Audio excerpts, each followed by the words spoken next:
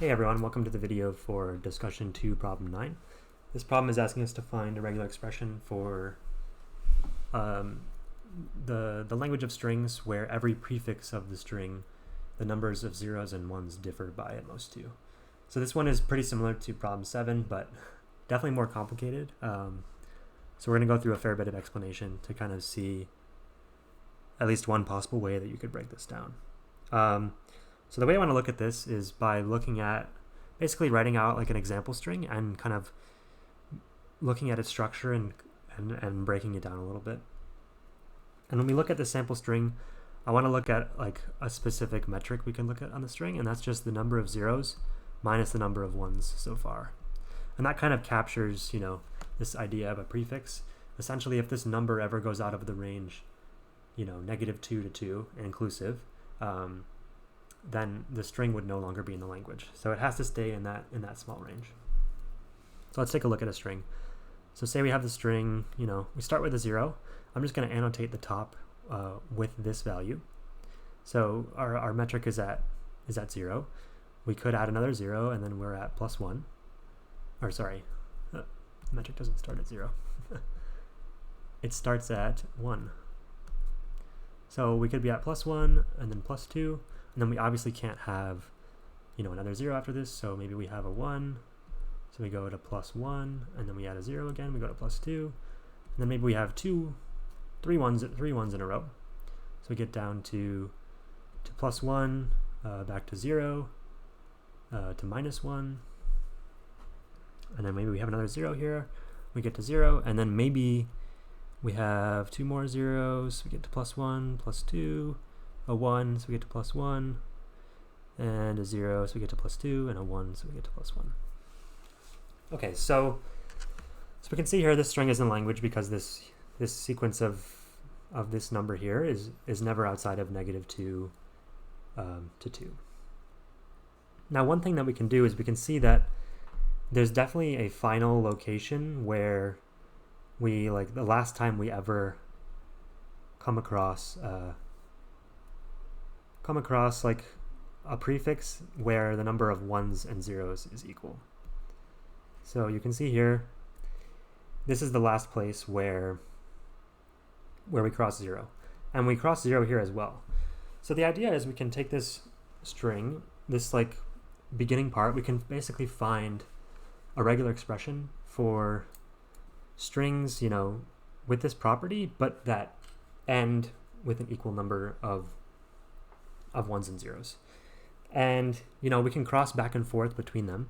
So what we want to think about is we want to think about blocks where, we go into positive territory, then we come back down to 0, and blocks where we go into negative territory and then come back up to 0. So the positive territory would be, we always have more zeros than ones until we're equal.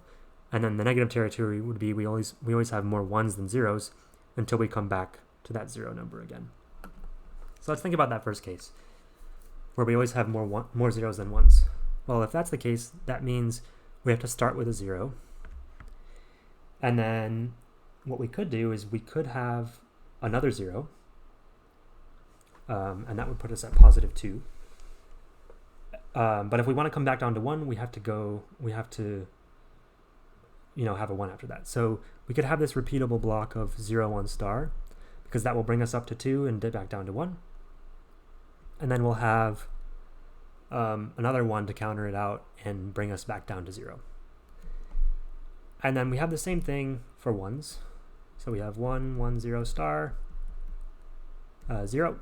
So this 1 would bring us into -1, -2, back to -1, and then back to 0.